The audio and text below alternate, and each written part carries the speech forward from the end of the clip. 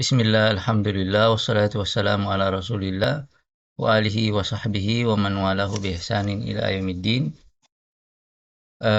Kita masuk pada pembahasan yang selanjutnya, yaitu al-ijma. Setelah kita membahas sumber pengambilan hukum syar'i, yang pertama adalah Al-Quran, kemudian yang kedua adalah As-Sunnah, kemudian yang ketiga adalah al-ijma. Definisi daripada al-ijma adalah ittifaqu jami'il mujtahidina minal muslimin fi asrin minal usur ba'da wafatin Nabi alaihi salatu wassalam ala hukmin syar'i fi waqi'atin. Kesepakatan seluruh ulama mujtahid dalam satu masa setelah wafatnya Nabi alaihi salatu wassalam terhadap hukum agama dari sebuah masalah. Jadi inilah yang dimaksud dengan al-ijma'. Kemudian ijma' memiliki rukun-rukun daripada ijma' itu. Yang pertama adalah keberadaan ulama mujtahidin dalam jumlah yang berbilang dalam sebuah masa. Karena ijma' tidak akan mungkin tercapai jika jumlah ulama hanya satu orang. Jadi harus berbilang. Kemudian yang kedua, adanya kesepakatan pendapat dari seluruh ulama mujtahid terhadap hukum agama dari sebuah masalah tertentu. Kemudian yang ketiga, kesepakatan pendapat tersebut dinyatakan secara langsung berupa perkataan atau fatwa, dan dapat pula berupa implementasi hukum yang diwujudkan dengan tindakan hukum yang diberikan berkaitan dengan masalah yang dinyatakan sebagai ijma' tersebut. Kemudian yang keempat, kesepakatan itu terjadi dan berlaku menyeluruh lintas teritorial dan bukan kesepakatan yang bersifat parsial, bukan kesepakatan yang bersifat parsial. Nah, pertanyaan yang muncul selanjutnya, apa mungkin ijma itu terjadi? Ya, apakah mungkin ijma itu terwujud? Nah, sebagian ulama memandang bahwa ijma yang dinyatakan dengan kriteria yang tadi telah disebutkan dalam rukun-rukunnya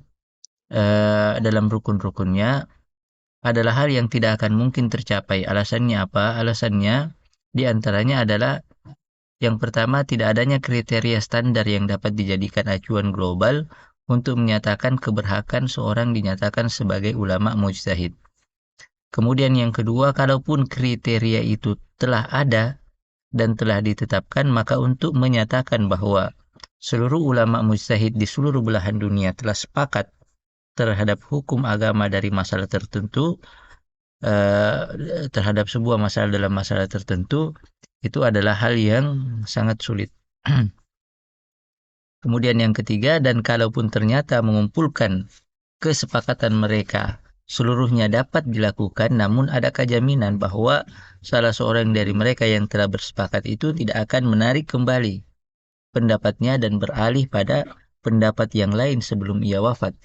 Ya, karena itu maka disebutkan dalam sebuah pernyataan dari Imam Ahmad rahimahullah, beliau mengatakan, wa man idda'al ijma'a fahuwa kadzabun la'alla an-nas qad ikhtalafu ma yudrihi wa lam yantabih ilaihi, falyaqul la na'lam an-nasu ikhtalafu.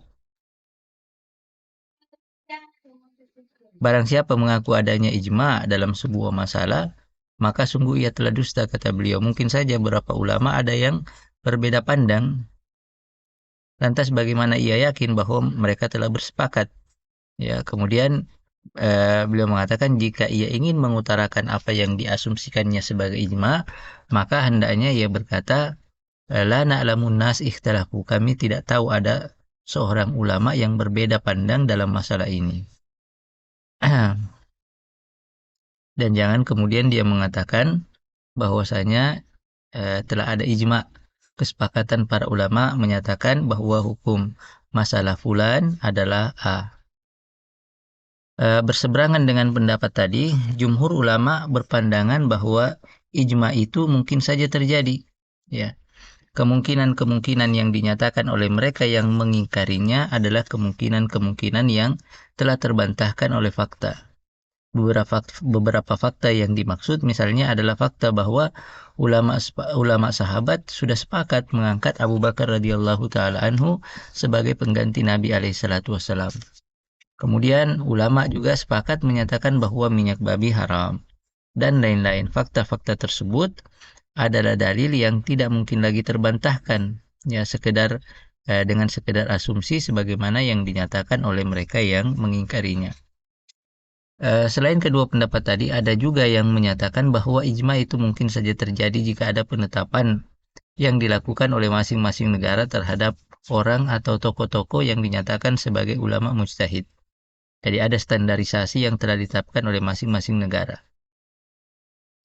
Nah, jika setiap negara telah menetapkan standarisasi itu dan melakukan identifikasi serta pendataan terhadap tokoh-tokoh mujtahid di negara masing-masing, maka tetapan ijma terhadap hukum masalah-masalah yang berkembang adalah hal yang mungkin dapat terrealisasi.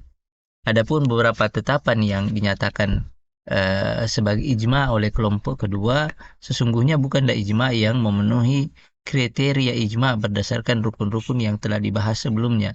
Tetapan-tetapan itu sesungguhnya adalah ijma yang bersifat parsial, hanya berdasar pada kesepakatan ulama dalam wilayah tertentu saja. Jadi ini terkait dengan mungkinkah ya ijma itu dapat terwujud.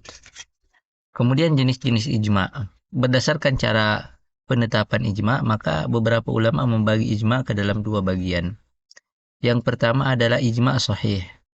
Al-ijma'ul hakiki, yaitu ijma yang langsung dinyatakan dalam bentuk fatwa atau tindakan hukum terhadap sebuah masalah. Jenis ijma inilah yang disepakati oleh jumhur ulama sebagai satu di antara sumber hukum Islam. Ya, jadi misalnya ada ijma yang menyatakan bahwa hukum masalah fulan adalah A, dan itu dinyatakan oleh seluruh ulama. Dinyatakan, ya. Atau tidak dinyatakan, tetapi semuanya mempunyai kesamaan memiliki kesamaan dalam aplikasi, ya, hukum terhadap masalah tersebut, ya. Maka ini dinyatakan sebagai al-ijma'us sahih, al-ijma'ul hakiki. Ya. Kemudian yang kedua, al-ijma'us sukuti.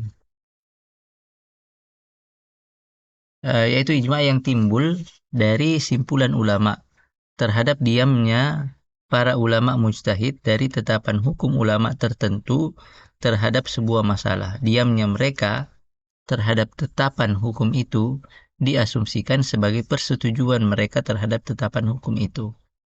Lantas adakah jenis ijma seperti ini berkedudukan sama dengan ijma sebelumnya, yaitu al-ijma'ul hakiki atau al-ijma'ul sahih? Ya. Jumhur ulama menyatakan tidak sama. Jadi al-ijma'ul sukuti itu sinonimnya adalah al-ijma'ul i'tibari. Jadi jumhur ulama menyatakan tidak sama. Mereka menempatkan jenis ijma sukuti atau al-ijma al-i'tibari ini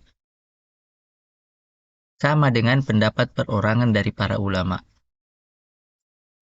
Diamnya seorang dalam asumsi mereka tidaklah bisa serta-merta dinyatakan sebagai bentuk persetujuan sebelum adanya klarifikasi langsung dari orang yang bersangkutan. Berbeda dengan pendapat ini, ulama Hanafi justru menyamakan kedudukan ijma sukuti ini dengan al-ijma'ul hakiki. Keduanya adalah satu di antara sumber hukum Islam. Mereka berpendapat bahwa diamnya seorang ulama, terlebih jika mereka bersepakat untuk diam terhadap sebuah putusan hukum atau fatwa yang sampai kepadanya, sangat mungkin diartikan sebagai pernyataan tidak langsung dari ulama itu akan persetujuannya. Ya.